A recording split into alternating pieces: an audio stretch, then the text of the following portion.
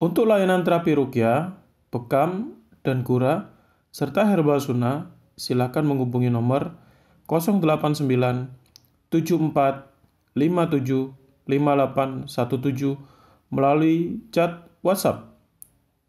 Untuk menjadi peserta pelatihan bekam sunnah resmi bersertifikat PBI nasional, silakan menghubungi nomor 089 77 57 5817 melalui chat WhatsApp.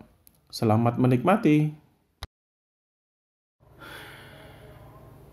Bismillahirrahmanirrahim. Assalamualaikum warahmatullahi wabarakatuh. Gimana kabarnya Ustaz? Alhamdulillah. Lama ini kita nggak syuting ini. Tepat masih itu lagi nggak ada apa-apa ini. Biar tampak ganteng. Alhamdulillah sehat.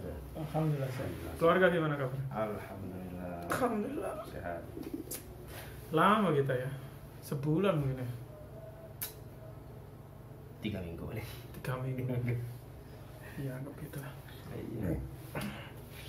Ya, kita kan beberapa saat terakhir kan membahas banyak penyakit ya. Keluhan umum. Karena sejatinya mereka sudah sering kali untuk datang ke dokter atau berobat, tapi kenapa gak sembuh-sembuh kan begitu dengan keluhannya. Nah, kita bahasnya kan per tema sakit kemarin kan. Iya. Bagi yang belum lihat ya berarti silakan tonton itu. Sekarang ini Sesuai dengan keluhannya. Atau kalau memang dijadikan ilmu berarti atau pengetahuan ya dilihat semuanya aja silakan. Kadang-kadang kan ada yang ini ada yang bilang, wah berarti kan nyenengno cak apa sih ono iklan nih. Kalau saya sih udah amat. Oh, wong apa? Nggak diiklanin. Jadi kita niatnya dakwah insyaallah. Jadi tidak ada iklan sama sekali. Bahkan videonya kita reduce ukurannya sekecil mungkin. Kalau Anda pakai YouTube Go, Anda bisa milih resolusi yang paling rendah. Tapi dengan kualitas audio yang masih bagus tadi ya. Atau Anda di YouTube kan bisa ya di setting itu ya. Bisa ya tinggal diatur-atur aja.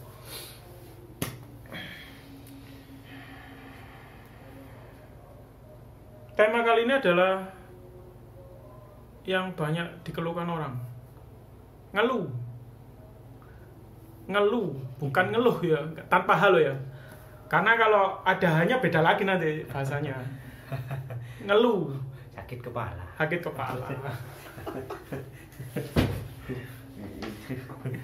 Ini hampir semua orang ini.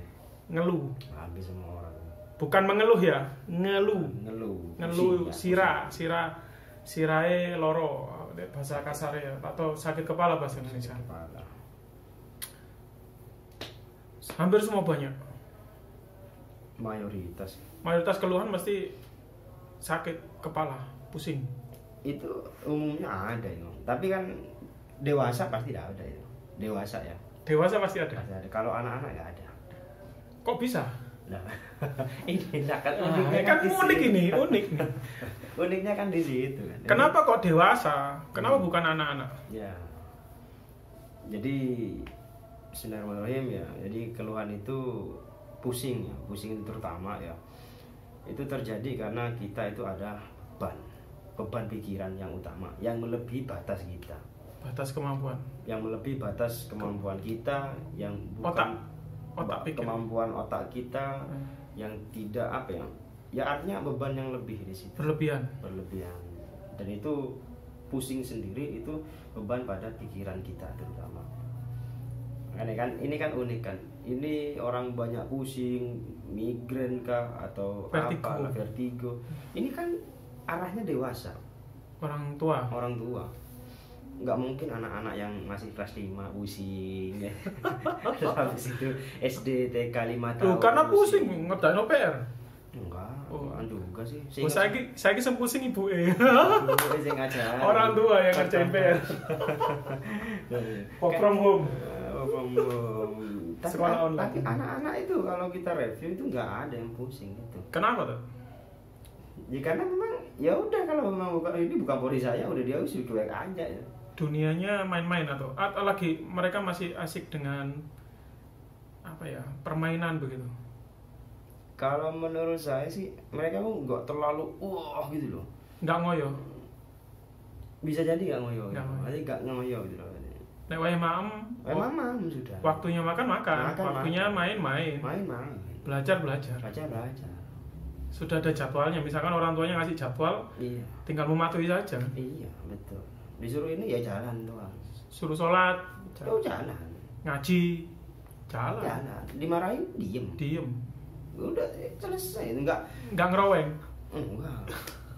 Enggak mangkel, belum tentu juga. Oh, tapi kalau SD mah enggak mangkel ya? Jarang.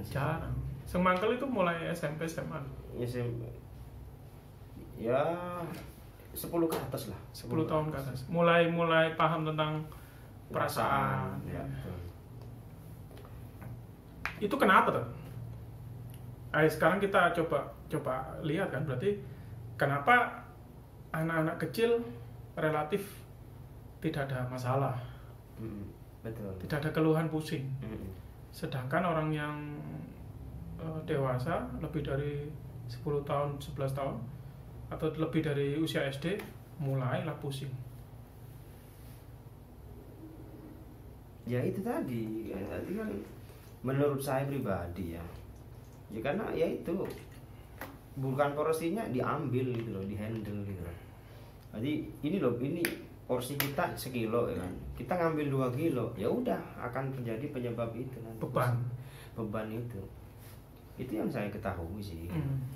Jadi apa ya, rasio ini contoh-contoh sederhana ya, kita nggak punya duit lah, dewasa ya, ngomong dewasa nih. Ini orang usia dewasa. Ini dewasanya, kita nggak punya duit, atau kita pengen motor, tapi kita nggak punya duit. Nah, yang dilakukan orang dewasa apa? Utang, nyicil atau sebagainya kan. Iya. Jadi dia memaksakan apa yang dia masih aku sih iso gitu, memaksakan gitu. Padahal belum mampu. Padahal nggak mampu. Iya, kondisi itu dia mungkin dia bisa pinjam, bisa cicil, kredit dan sebagainya, dia dapat yang diinginkan. Tapi statusnya utang. Tapi setelah itu dia kan nggak lihat ke belakangnya itu apa gitu. Maksudnya bagaimana ke belakang, apakah dia itu bisa nyicil apa kagak gitu. Sehingga pada waktu momen-momen tertentu dan pas itu dia nggak bisa nyicil, apa yang terjadi? Stres. Puyeng deh, pusing dia. Ini contoh. Nah, kita bawa ke anak-anak. Nah, anak-anak dengan usia, anggaplah usia SD, 10 tahun lah. Yeah. Dia minta sepeda. Yeah. Ya kan? Dia nggak bisa beli sepeda. Ayahnya nggak bisa Ayahnya bilang, nak belum ada uang untuk beli sepeda. Apa yang terjadi? Mokso? Enggak, dia cuek saja, udah selesai sudah. Karena nggak bisa udah. Jadi tidak memaksakan apa yang bukan porsinya. Nah, ini menurut saya ya. Jadi kalau dewasa itu cenderung dia tuh memaksakan apa yang dia mau gitu loh. Apa yang dia inginkan. Sedangkan itu bukan porsinya. Itu bisa jadi menjadi penyebab ya. Itu menjadi beban pikiran kita sehingga muncullah penyakit yang namanya pusing. Karena beban tadi. Yang membuat beban ya kita sendiri berarti. Ya betul, yang beban kita sendiri. Padahal bukan dari orang lain. Enggak. Bukan. Ya cenderungnya kita sendiri yang bikin beban itu. Yang menciptakan kita gitu. Akarnya, penyebabnya ya kita sendiri. Itu sih kalau menurut saya. Tapi kalau kita mau belajar nerimo, maksudnya nerimo ya jangan ambisi lah ya. Ridho dengan kondisi yang ada, insya Allah kita aman lah, tenang lah insya Allah. Dengan ridho dengan apa yang Allah hadirkan saat ini. Iya betul. Kondisi yang saat ini dihadirkan oleh Allah, ya kita ridhoi. Udah ridho aja, nikmati. Sebelum ikhlas loh ya. Karena ridho dulu. Kalau ridho baru setelah itu ikhlas. Ya, jadi orang kan memaksakan gitu. Terlalu memaksakan padahal bukan porsinya. Tapi kalau yang porsinya insya Allah itu masih aman. Menurut saya pribadi itu masih aman insya Allah. Itu kalau menginginkan sesuatu barang, menginginkan suatu barang ya. Atau gini, konteksnya misalkan gini, aku pusing gak rabi-rabi. Kan ada itu yang datang karena tolong saya diruqyah karena saya nggak nikah. Saya stres, pusing, sedangkan tekanan dari orang tua ndang rabio. Cepet to nikah gitu ya. Kan itu kan sama juga kan, dia dapat beban juga. Beban juga. Dia terbebani di situ kan. Dengan dia nggak bisa nikah ya kan. Masa pusing dong? Ya pusing. Jetlan. Iya ngantuk bojo loro. Masa pusing. Ya memang intinya gini lah. Apa ya? Sederhananya pusing itu adalah ya kita nggak bisa memporsikan apa yang kita mampu. Menurut saya begitu. Iya. Kalau kita bisa handle ini beban ini saya bisa pegang ini kan ya udah berarti kita mampu di sini. Insya Allah ini nggak akan terjadi pusing. Tapi kalau beban ini melebih sampai kita gini-gini, nah ini bisa jadi pusing kan. Atau malah dengan konteks yang berbeda, misalkan itu kan berat. Atau misalkan minum kita mampunya hanya minum 1 gelas itu. Iya. Kalau kita minumin 2 gelas kalau kelompok kan muntah-muntah bahkan bisa jadi. Iya. Jadi berlebihan nggak baik gitu loh. Berlebihan. Nah, yang pusing-pusing cobalah nanti dievaluasi dulu. Jangan makanya kan ada orang yang datang gitu kan. Makanya kita penting sekali diagnosa Ustaz. Jadi jangan nggak asal ruqyah. Saya pusing kepala saya, tolong saya diruqyah kepala saya misalnya. Langsung diruqyah. Terus mari diruqyah membaik. Pulang pusing lagi, balik mana? Masalahnya belum selesai. Karena cicilannya masih jalan. Karena utang. Karena belum nikah juga. Pulang ke rumah ditagih sama wong tuane. Kon kapan rapile? Karena saya dulu juga mengalami itu. Dan setelah ridho ya, dan tawakal lah. Berserah diri pada Allah. Itu akan menjadi solusi lah. Kalau ada solusi pusing. Kalau kita sama apa hubungannya pusing dengan seperti ini kan gitu kan? Iya. Kan kalau bikin buat orang-orang yang mungkin punya ilmu medis kan nggak nyambung mungkin ya. Saya nggak tahu medis soalnya itu. Cuman bisa jadi orang berpikiran apa hubungannya dengan tawakal dengan pusing, terus ridho dengan takdir dengan pusing kan? Iya. Seolah-olah nggak ada hubungannya, tapi itu akan ada kepada jiwa kita di situ. Keikhlasan. Iya, keridhoan kita di sini jadi jiwa. Kalau kita ridho, kita ikhlas, kita tawakal, berarti nggak ada tegang lagi kan sebenarnya. Selesai. Padahal sebenarnya selama ini yang kita pahami orang pusing nggak karena kepalanya tegang. Iya betul. Sarafnya tegang, ininya tegang ya karena beban mikir yang berlebihan. Ya. Mikir belum nikah, mikir belum cicilan misalkan, atau malah hutang. Betul. Puyeng. Kemarin ini saya di WA ada yang tolong ini saya diutangi orang lain utang sama saya 200 juta 2M apa 2M kan? 2M tapi tidak mau bayar. Dalam hati saya memang gak bisa bayar dengan kondisi kayak gini kan. Kesulitan bayar hutang. Nah yang diutangi merasa bahwa saya stres, kenapa kok uang saya nggak balik. Ketika saya tagih marah-marah, jelas marah-marah. Dalam hati saya belum balas, saya nggak balas sama sekali. Marah-marah, ya jelas marah-marah. Nggak ada duit di apa? Nggak punya uang, ditagih. Terus mau bayar pakai apa kan begitu? Betul nggak? Betul. Terus akhirnya, nah ini salahnya dia merasa bahwa seolah-olah saya ini tidak bisa sanggup melawan orang itu karena katanya dia pakai jin. Pakai sihir menghadapi saya. Akhirnya malah suuzon. Malah akhirnya seolah-olah menuduh orang lain menggunakan sihir kepada dia. Padahal belum tentu. Bisa-bisa jadi karena ya akal kita saja kan yang mencoba untuk mengkondisikan kondisi yang seolah-olah tidak ada. Iya. Dan ini banyak terjadi, betul nggak? Ya, itu kalau menurut saya itu penguasaan setan di akal kita. Berarti sebenarnya setan yang ada di dalam diri kita. Iya, betul. Bukan dari orang lain itu. Bukan menurut saya itu. Kalau dari orang lain kan sihir ke kita. Iya, betul. Tapi ini kan yang di dalam kepala kita, diri kita itu. Jadi itu setan. Wah, setan, penguasaan setan pada akal kita. Sehingga apa yang terjadi? Nanti muncullah penyakit-penyakit psikosomatis di situ. Psikosomatis. Itu yang terjadi. Jadi ya kembali lagi kan sebenarnya penyebabnya ya adalah diri sendirinya. Iya. Dirinya sendiri gitu loh. Yang menciptakan itu. Akhirnya stres lagi, mari-mari. Nah, terus ketika ada orang yang datang semacam itu dengan berbagai kondisi tadi, apa yang biasanya dilakukan? Dilakukan oleh orang itu? Ya, di ruangan terapi ini. Saya suruh ridho aja sih. Saya suruh ridho, saya suruh ikhlasin gitu. Tapi apakah semudah itu mereka melakukan? Ya, kita pakai bahasa yang santun. Bagaimana mereka itu bisa menerima?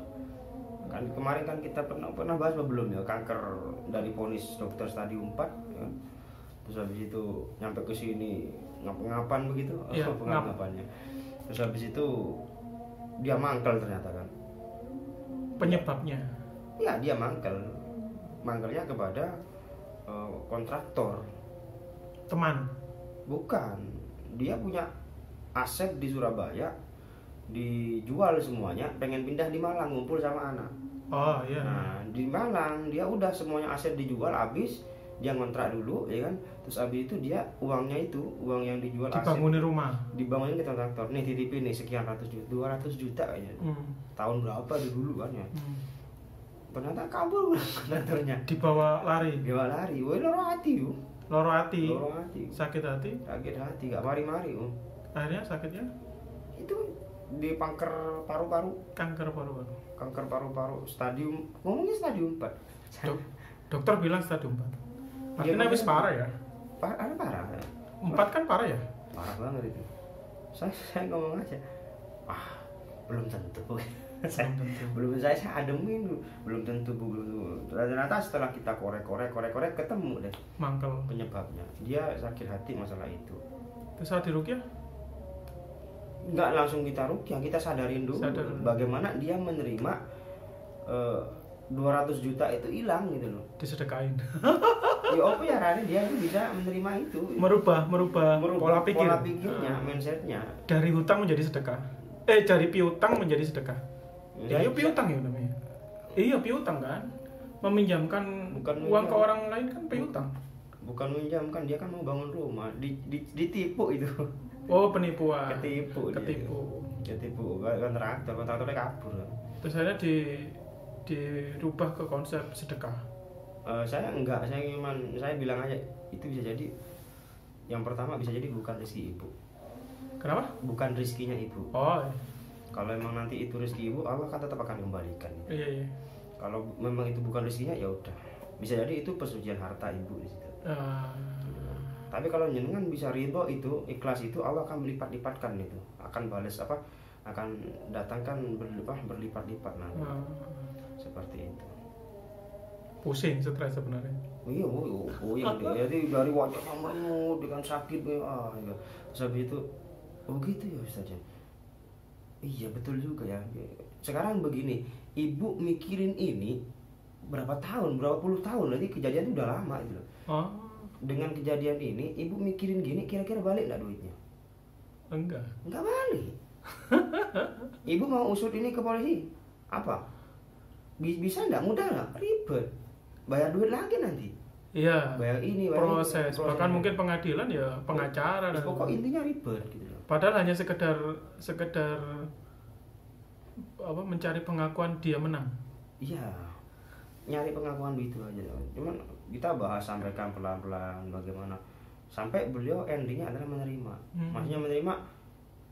Iya bisa jadi ini bukan punya saya kan. Nah, itu ya udah menerima, udah ridho tadi gitu loh. Mulai menyadari bahwa konsep rezeki adalah titipan Allah kan. Betul. Dia udah mulai menerima. Oh iya. ya udah nanti ibu ikhlasin ya. Kalau ibu mau di itu balik atau mungkin berlipat-lipat, ibu kanjinya setelah itu ibu ikhlasin itu. Kalau nggak ikhlas nggak bisa gitu. Saya ceritain ada kasus lagi kan, ada seseorang yang apa itu yang mama yang nggak bisa melihat itu, yang di Lawang mana itu kemarin. Itu beliau itu ketipu juga duit 40 juta juga. Dipinjam saudaranya nggak dibalikin. Padahal itu uang celengan dia gitu loh. Karena orang saudaranya butuh, habis itu dia pinjemin. Dan ternyata saya ceritain kasus ini.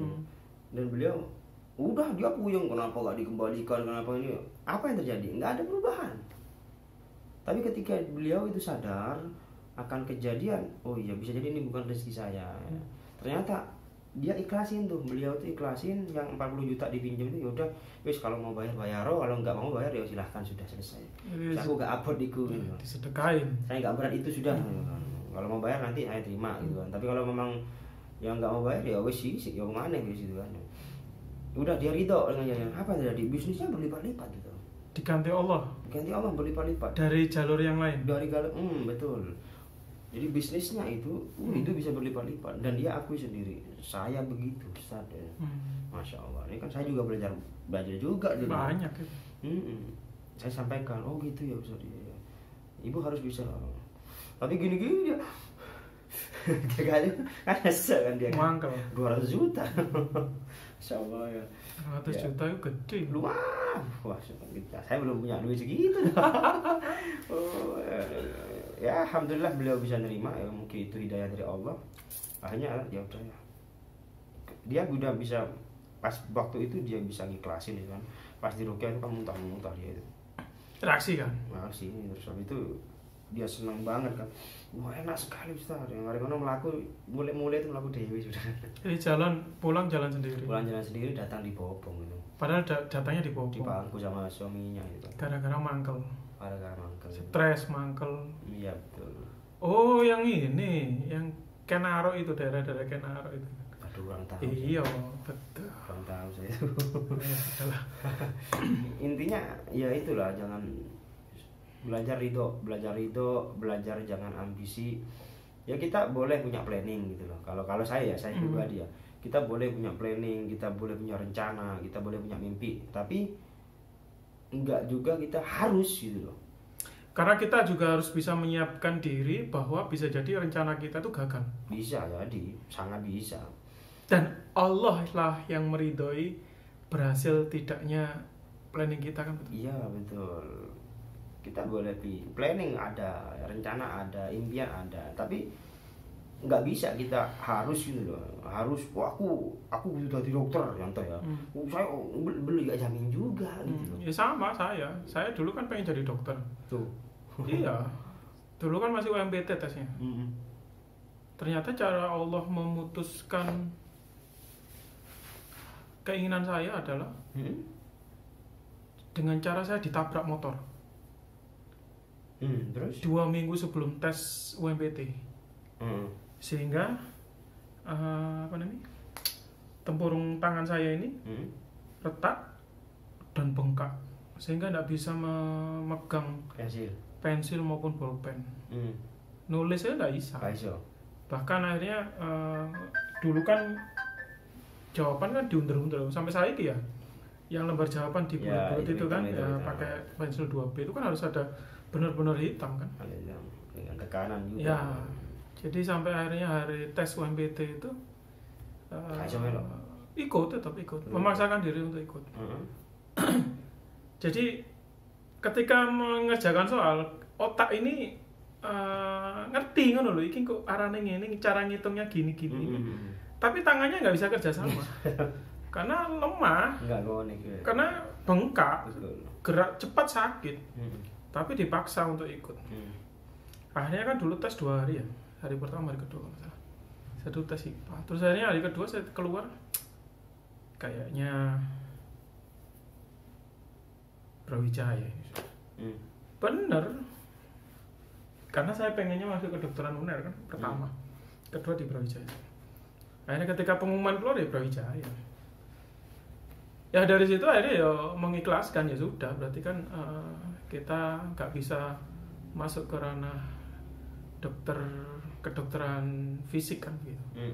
Nah bisa jadi akhirnya sekarang akhirnya masuknya ke dokter jiwa, psikosomatik melalui atau Tibu Nabawi lah tepatnya, ke Ruqyah Bekam Gura itu. Ya alhamdulillah bisa jadi saat itu ketika saya jadi dokter yang murni ilmiah itu bisa jadi enggak menghadapi hal-hal yang demikian. Bisa jadi. Dan ini cara Allah kan. Nah ini tinggal meridhoi saja. Iya betul. Jadi inilah adalah karir saya di bidang Tibu Nabawi. Sedangkan Allah berikan juga karir di bidang karir yang lain kan di masyarakat yang lain. Nah ya tinggal mengikhlaskan saja. Oh ya tips, saya mulai 2011 tidak pernah lagi pakai otak. Ibaratnya kata ya wis lah tawakal aja, belajar gak pakai otak. Enak ya? Wah enak, sampai lemu, kak guru-guru, lawan kak stres. Jadi bagi teman-teman yang suka pusing, cobalah cari beban-beban pikiran itu dan coba ridhoi lah. Apa problemnya, ya kan? Apa masalahnya, ya kan? Apa sesuatu yang mungkin masih, kalau yang perlu disaringkan, ayo disaringkan gitu loh. Cari orang yang mumpuni di situ, bukan cari orang yang ngompori gitu loh. Ya betul. Cari orang yang mumpuni dalam bidang menyelesaikan atau membantu masalah. Ya. Itu sharingkan kalau memang. Bukan berarti mereka membantu bayari utang, enggak, tapi kan memecahkan bagaimana caranya problem utang itu masalahnya itu. Ya. Karena contoh kasus hutang itu ternyata bisa diselesaikan dengan cara yang lain kan, selain melunasi cicilan. Maksudnya? Selain melunasi cicilan kan ada cara yang lain. Saya nggak ngerti ya tentang tahapan. Ya kan bisa dengan datangi banknya, terus gitu. Tinggal diatur bagaimana. Itu kan ada ilmu lain tentang itu kan. Ada ya. Kalau kita tahu caranya kan berarti ya tinggal jalan. Kalau nggak bisa, ibaratnya apa jadi merubah perjanjian atau bagaimana? Akad, ya. Merubah akad kayak gitu. Ya. Sebenarnya semuanya ada solusi. Semuanya ada solusi. Artinya kan kadang-kadang orang berpikir kan, wong iku urusane mbek menungso itu pasti ada sesuatu hal yang bisa dibicarakan lah. Iya pasti. Kecuali ngomong masalah surga neraka ya jelas wis. Enggak iso. Nek ngiwo neraka nganan surga ya berarti kita tinggal milih ngiri apa nganan kan cuma begitu. Enggak bisa di tempat. Enggak bisa nenteng tengah enggak iso. Aku neng tengah kan. Enggak iso. Artinya kan begitu. Tapi kalau yang urusan sama manusia kan bisa kompromi kan. Bisa nego. Bisa dinego lah. Bisa nego. Ya yo nek iso dicoba atine. Ben seneng orangnya ya kan, akhirnya orangnya bisa mau untuk memberikan hatinya. Itu kan begitu contohnya. Masuk ya. Dulu antum nikahin juga begitu. Masya Allah. Coba diurai masalahnya, insya Allah nanti perlahan pusingnya itu hilang. Itu yang pertama itu. Terus yang kedua, ya tetap pertama itu harus dilakuin ya. Kalau versi kita itu yang pertama tetap dilakuin, urai dulu masalahnya, nanti ketika masih ada pusingnya maka diruqyah. Ngeruqyah itu bukan hanya ya, tetap menjadi yang utama adalah selesaikan problemnya kan. Iya betul. Jadi kita cari. Bukan berarti kan ketika terus diruqyah problemnya selesai. Nggak bisa. Belum tentu. Nggak bisa. Oh ya ada kisah ini saya boleh cerita. Ada seorang dari Papua, anaknya kuliah di Malang sini. Telepon saya minta untuk diruqyah istrinya. Terus akhirnya singkat cerita saya ngobrol sama istrinya. Ada apa aku minta diruqyah? Saya takut mati. Loh, akhirnya saya bilang, semua orang juga takut mati. Kayak ini tadi kan saya juga takziah kan hanya sekedar untuk mengevaluasi diri kita bahwa kira-kira apa yang kita lakukan selama ini di dunia itu wis layak enggak, apakah ketika badan kita di mana di liang lahat atau di liang kubur yang 2 kali 1 meter kedalaman 1,5 atau 2 meter itu terus marungono kita ini bisa diterima enggak akan kan sebenarnya begitu, semuanya juga takut mati kan. Iya. Cuman kan yang ditakutkan beliau ternyata apa? Kenapa takut mati? Beliau menjawab bahwa sampai detik ini saya belum bisa membaca Al-Quran. Bagus dong. Akhirnya saya ngomong, apakah ibu, mohon maaf, ibu datang aja ke sini, mulai hari Selasa begitu saya sediakan waktu 4 hari untuk mengajari ibu membaca Al-Quran, baru setelah itu kami bantu ruqyah. Solusi kan? Solusi itu. Tapi ternyata ibunya nggak mau. Saya nggak mau, saya maunya di ruqyah saja langsung. Di ruqyah bisa baca Al-Quran? Loh, akhirnya saya bilang sama, Bu, mohon maaf, ketika jenengan membaca di ruqyah tiap hari, bahkan sampai mohon maaf sampai 8 jam sehari, tidak akan bisa membuat ibu membaca Al-Quran. Bisa membaca Al-Quran, kecuali ibu belajar dulu membaca Al-Quran, baru setelah itu kalau sudah bisa, kita hilangkan was-wasnya, kita hilangkan khawatir yang berlebihan itu dan sebagainya. Itu sehingga menyambut kematian itu dengan riang gembira begitu loh. Iya benar itu, benar. Jadi problemnya apa loh? Jadi diselesaikan dulu itu. Iya. Benar ya. Itu tadi contoh kasus saja ya. Jadi sebenarnya pusing ini melekat kepada banyak kasus. Banyak sih. Jadi apapun penyakitnya kadang-kadang memang keluhan kliennya kan juga pusing kan, stres. Pusing juga. Menghadapi sakitnya. Betul. Nah, itu terbanyak itu. Apalagi mohon maaf ya, sudah datang ke dokter kemanapun nggak sembuh-sembuh. Ya. Stres pasti kan? Kan karena tujuannya mencari kesembuhan. Apalagi mohon maaf yang kedua, datang ke dukun, paranormal, semuanya sampai habis duitnya dan sebagainya. Terus akhirnya solusi terakhir biasanya ya datang ke ruqyah. Ya. Karena memang hope-nya sudah atau harapannya sudah hilang. Harapan terakhir lah inilah. Ya, betul. Biasanya begitu, rumusnya begitu biasanya. Tapi kalau teman-teman dari awal langsung ruqyah ya malah luar biasa. Artinya mengedepankan Allah dulu. Ya. Sebagai ikhtiar pertama, baru setelah itu medis dijalankan. Itu bisa nggak sampai medis itu? Bisa jadi nggak sampai ke medisnya. Kayak yang tadi ya, kanker ya. Nanti kita mungkin bahas sendiri itu. Itu unik itu. Itu leukemia kan, kanker darah. Kanker darah. Sedikit aja coba ceritanya, sesingkat aja. Itu akut. Itu akut ya. Akut, itu bukan kan banyak jenisnya itu. Iya.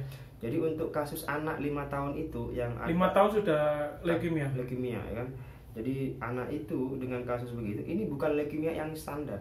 Yang khusus berat. Yang diterima anak ini yang kasus berat. Kasus berat. Vonis dari dokter. Ya. Ibu semuanya itu dari dokter, mulai dia kan asli Banyuwangi. Di Banyuwangi nggak mampu, dipindah ke Dokter Sutomo Surabaya. Kan. Nasihatnya apa? Ibu harus bisa bersabar dengan penyakit ini. Berarti menghadapi segala sesuatunya dengan bersabar dan kudu ikhlas. Stres berarti kan? Harus bisa ngiklasin. Sekeluarganya stres itu. Harus ya otomatis lah ya. Akhirnya ruqyah. Jadi bayangin kan dia dengan sakit dia intinya kudu nerimo lah. Artinya nerima artinya nerima nanti anaknya nggak akan panjang umurnya. Karena terakhir itu apa ya? Trombositnya itu pernah sampai 1000. 1000. Sedangkan minimal kan 3000 itu kan. Itu sampai 1000 di situ, sampai gusinya keluar darah sendiri, terus keluar gumpalan-gumpalan darah dari gusinya. Terus maupun pipisnya itu sampai keluar darah. Wah, subhanallah. Di ruqyah? Enggak, itu masih medis. Belum. Masih medis itu, masih ranah medis itu. Sampai itu sudah medis, sudah kemo kok gak berubah, terus di ruqyah. Ruqyah pertama ya. Ujian pertama ya memang kita kembali lagi kita sampaikan kepada orang tuanya, kita suruh benerin orang tuanya, kita ruqyah anaknya. Nah, kan pulang nih. Dari tempat ruqyah ke lokasi kan, ke Pandaan tuh. Perjalanan pulang anaknya tertidur. Padahal sebenarnya nggak bisa tidur. Susah tidur. Susah tidur. Setelah ruqyah tertidur di jalan. Sampai beberapa hari tidur nyaman. Enggak, tengah malamnya bangun itu. Dan mual-mual, setelah itu muntah-muntah. Muntah-muntah. Di rumah. Nanti respon. Di sini ya enggak? Di sini main doang anak-anak loh. Di sini main. Ternyata di sana di rumah. Sampai rumah muntah hebat katanya. Luar biasa. Dan setelah itu ibunya bilang ada perubahan, makannya udah banyak. Membaik. Artinya ada perubahan. Itu baru yang pertama. Akhirnya minta intensif terus. Kalau yang kemarin kan seminggu 2 kali lah ya. Ditangani di sini sama ditangani di Probolinggo ya. Iya. Terus ini tadi pagi di sini. Besok minta datang lagi ke sini. Besok minta lagi. Ya, semoga minta sendiri ya, bukan karena kami yang